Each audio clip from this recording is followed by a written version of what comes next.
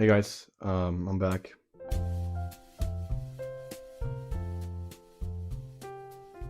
I hope you've had a wonderful Christmas time so far and you're doing great.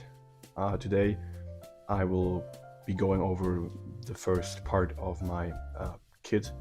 Basically, this will be a series where I go over my belt, my carrier, and my helmet.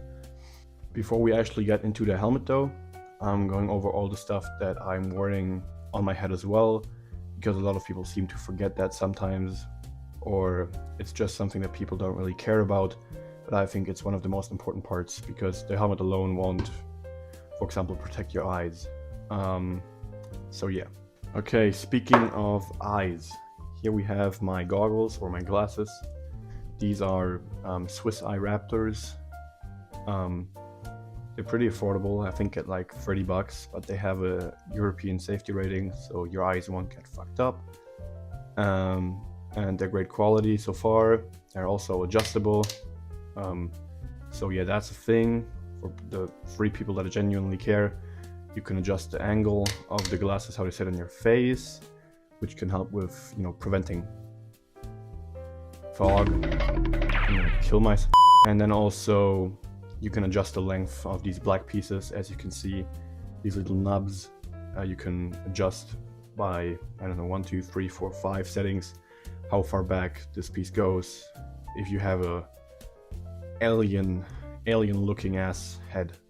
Speaking of fogging up, I have this anti-fog spray from Clear Look. It's the sport version. It's really effective, and for 10 bucks you can't really go wrong. It will massively improve your experience on the fucking field. Fogged up Eyepro sucks, let me tell you. Next is your face. Because, we're playing Airsoft, so if you get shot in the face, you won't die because a 5.56 bullet just split your vertebrae in half, or your brain, whatever. But it will hurt, or you could lose a teeth, which isn't nice. So there are many solutions to this. You can buy $30, $50 masks off of Amazon or stuff that do this for you, but I think that's really expensive. You can also buy these cheap $10 full mesh cover masks, but they're pretty shitty and also look bad, and looking cool is half the thing in Airsoft, so you gotta see how you can look the coolest on a budget. I just bought one of those $10 net pieces and cut it up myself, glued that stuff on the edge that comes with it back on, and that way I just have a little protector for my teeth, so I can speak while playing Airsoft and don't lose my teeth, even though I'm in Europe, we have free healthcare. Get wrecked, Americans. But yeah, I'd rather not lose my teeth at 18 years old. But how is that held up? I use balaclavas. You can buy, or you can use the masks that you have at home. However, I bought these cheap $10 breathable masks. They can be used as either balaclavas or only as, half masks, whatever fits your need. And I bought them in 2 color variations because I have some more tropical camos and also more arid camos, or also UCP. Yes, I do have UCP. Suck it.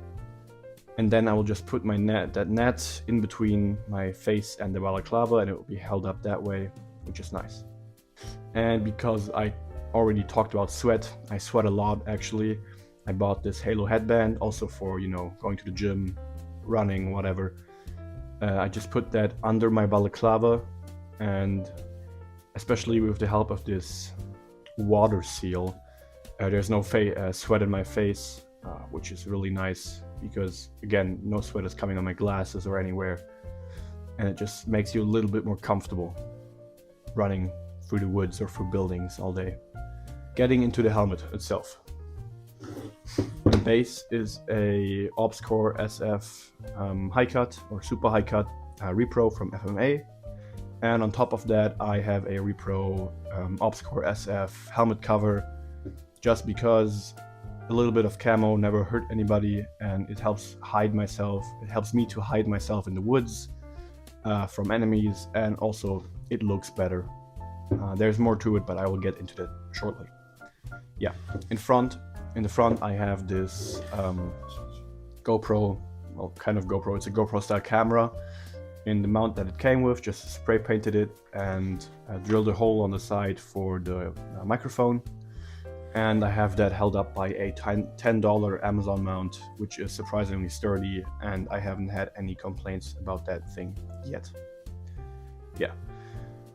Going around, the silliest of them all, a fog patch, because we like to LARP in this house, and a Princeton Tech Repro MPLS light that has, red, green, white light, and also IR, which you can't see right now. Because it's not an IR camera. Moving further back, we have a blue V-light that I just put this on there because I had it laying around, and because I'm too retarded to genuinely put this cover on better, where there's no gap in between here. I just put this over it and it kind of covers that up. Again, looking cool. However, if I need a blue ID light, for example, if I'm the blue team, I can just put, turn this on and have an extra point of ID for my teammates, which is nice. Yeah. In the back, I have this counterweight pouch. In here, I have the charging cable, or one charging cable for my camera. Also the extra battery for my camera. So anything I wear in my head is also kept alive on my head. So if my battery dies while I'm in the field, I can swap that out really quickly. Yes. Going up, I have a TBS 31 battery pack just for the looks. Again, the cable as well, just for the looks. It's all about looking cool. The cable itself is kept in a bungee retainer that is normally on the side of Peltor Earpro. However, you can also use it on the helmet. And up here I have a strobe in green. I don't really use it, but if I for some reason need an IR strobe, I can turn that on. Now it's strobing, it's stroking it in IR.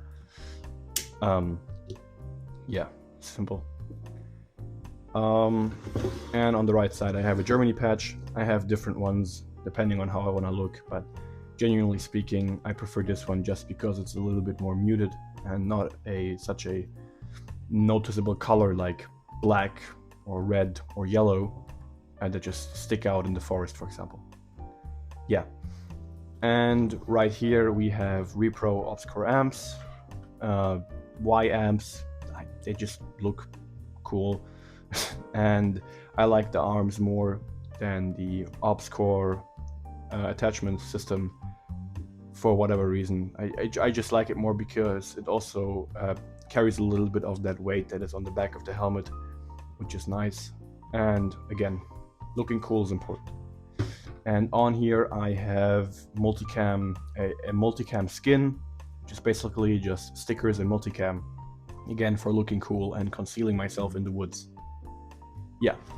On the inside you can see extra padding that I bought off Amazon. Yes, I know I'm sinning a lot, but I don't care. You can go out and buy more expensive helmet padding, but I think these do just fine. But I would highly advise you to buy a kit of adjustable helmet pads just so you can make the helmet more fitting to you, which will help with comfort and stop migraine from appearing. Yeah, that's basically it with the helmet itself. I can make certain additions to the helmet, such as this helmet scrim. The base for this is a cheap Amazon scrim, and I just cut up combat shirts, which you would see if you watch my older kit breakdowns. And the excess material was used to make these little, well, scrim thingies that I just tied to the scrim itself, which further conceals the round shape of a helmet and even with a scrim. So if I want to go full recce, I can, but never used it. If I need it for whatever reason, I can. And yeah. Another addition or a variation of headborne systems that I have is this headband for the amps, which which has a cover in flak iron because flak iron is drip. Change my mind. And if I go on more, God, I had myself recce games or something, I can take the amps off really quickly, which is another pro for the amps. You can just click these out with a little bit of skill, which I don't possess because I'm retarded again. You can just click these out really fast, put them on a different helmet or something, and that just makes wearing this more appealing to me on longer games outdoor. Yeah, this begs the question, obviously, why don't I use this always? Why do I use a helmet? I don't need half of this shit. I may need a helmet light, but other than that, none of this stuff is really needed. Well, first of all, looking cool. Second of all, it's better if I want to record my games. And third of all, getting shot in the head, especially in CQB maps or CQB fields, sucks when you don't wear a helmet. So wear a helmet if you go play Airsoft. Getting shot in the head isn't fun because there's no fat layer to protect your bones. It's just gonna hurt. And yeah, with that, I want to thank you for watching. If you have any questions, ask them down below. I will make sure to answer them as quickly as possible. And I wish you guys a happy Christmas and a happy New Year. Yeah, remember 2024 was just the precursor to 2025. It's not even near as bad as it will be. However, we're still back. Talk to your friends, and we'll see you next time when I go over my plate carrier. LARP.